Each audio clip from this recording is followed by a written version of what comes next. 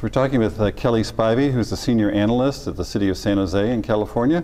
And Kelly, you're on the cusp of Gen X and Gen Y. And so I'm really interested in getting your perspectives on, what are examples of excellent leadership that you've seen, and what are some of the things that you're trying to do to be a powerful leader in these critical times for local government? Sure, great question. Thank you for that.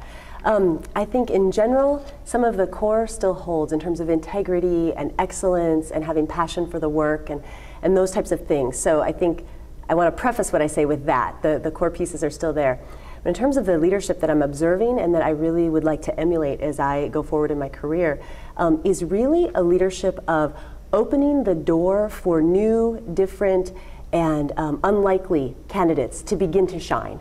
And I say that to say, I came to the city of San Jose as an inaugural ICMA management fellow a number of years ago, and have had the great fortune of working with leaders at the city of San Jose. Two that come to mind immediately are Jim Holgerson, who was a deputy city manager at the time, and Mark Dene, who is our current HR director. I had experiences with both of them while working with them, whereby critical projects or staffing critical meetings or dealing with the community, working with council members, very critical, mission critical opportunities were in front of them to take care of.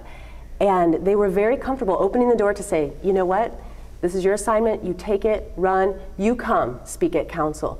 You come, you not only staff the council committee meeting, but I want you to be the one preparing and presenting the information. You take that and run. Oh, I may not even be able to be at that meeting because I may have a conflict. I trust that you're going to say the right thing. Sometimes we would review some of the critical pieces in advance, but what I'm trying to get at is the notion that that door was open so much to trust that I have the mind to do it, that we've prepared to do it, that I will be comfortable, and that even should I stumble, that was absolutely okay, and they were willing to stand there with me and make it happen. So that's something that I have found to be incredibly powerful.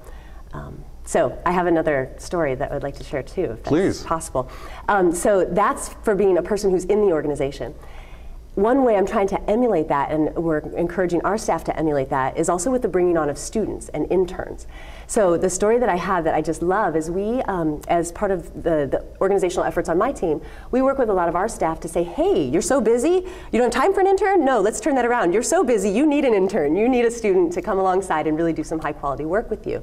So we have a team, our communications team, that was really buried and couldn't get all the things done they really aspired to.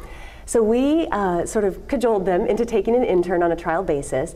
We ran a recruitment. We hired a woman, brought her on part-time. She was a bachelor's student in digital and media arts, not the type of person people think, oh, local government.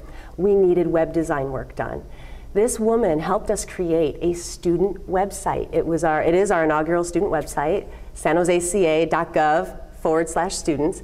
But this intern, her name is Joyce Chen, performed amazingly, created such great work that the communications team started to feel like they couldn't do without her. So now what we have is a cycle of experiences where now they're on their third or fourth intern. Joyce stayed with them for about a year, working part-time.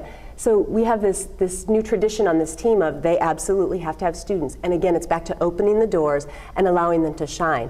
Through that process, Joyce, who had never, she told us she had never thought of a career in local government, she has now obtained a permanent job in the mayor's office at the city of San Jose. So just outstanding opportunities to let people shine, let people in, and sometimes we're really, really surprised with the great work that they can do. That's outstanding. So what do you see for yourself as you go forward, and what would you foresee as some of the leadership opportunities that you're looking for in the future? Another great question. I think one of the things, in terms of being a Gen X, Gen Y-er, a person who's sort of looking out on the horizon, knowing that retirements are coming and at the same time saying, okay, what's next? And as job openings do come, but wanting to tap the expertise of those who are here before they do retire, and maybe even want them back, maybe they come back on a part-time basis after they retire, the encore jobs, we really encourage that. I think part of that is really connecting and starting to see it is very important to have some core subject matter areas that you are an expert on, whether that's finance, whether that's budgeting, whether that's green policy, whether that's diversity in the workplace, the workforce, the community, whatever that core piece is.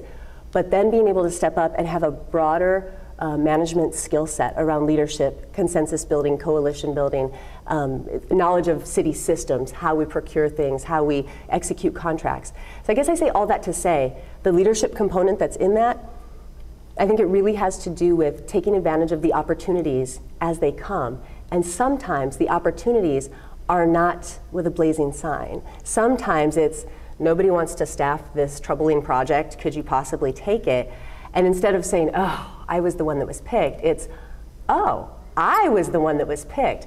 Let me show how I can make this happen in a different kind of way and create a new image, a new face on that project that shows one's leadership abilities, taking the initiative, getting new stakeholders involved, getting new perspective, making new recommendations, checking out the latest technology that could improve that project. So I think that's part of it, is really having a keen sense of what might be a veiled opportunity. It could actually be a huge opportunity if we can just look past that veil a little bit. Great. Well, thank you so much for the insights, the energy, and the enthusiasm and talent that you bring to this profession. Thank you so much. I'm glad to be here.